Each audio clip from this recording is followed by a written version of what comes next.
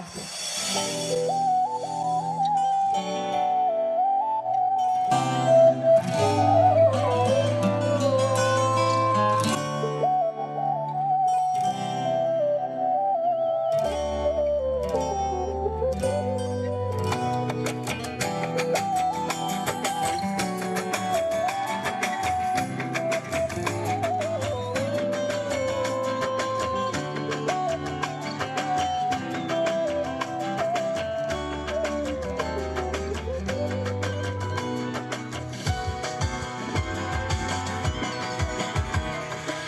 با پیشوازی روز نو پنجره رو وا میکنم، بهاری ره گم زده را دوباره آوا میکنم، دوباره آوا میکنم.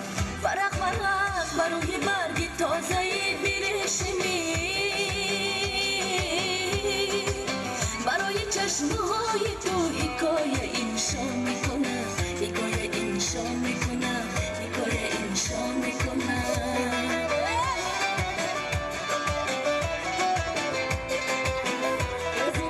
تشکر زیاد این دوباره شاکر باشید.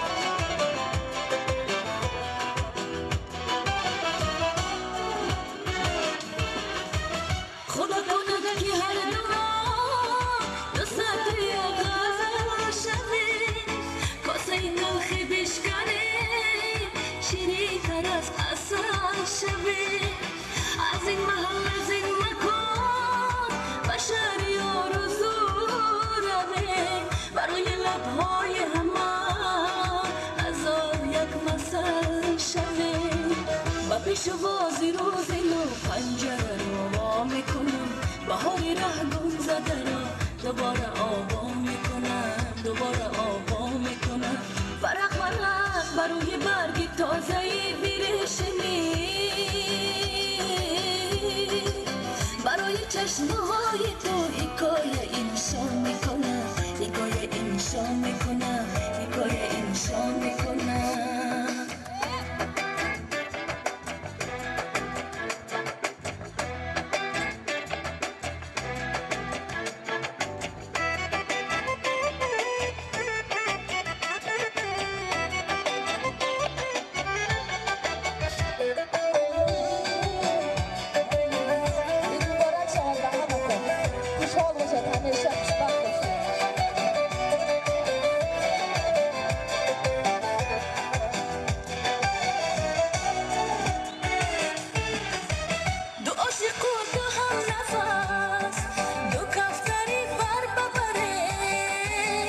خشکی های باغی دل پیامی نستر بره، بهاری ره گم زده را به کوچه ها بیاوره، به دست یاد و بیار جدایی ها رو بسپره.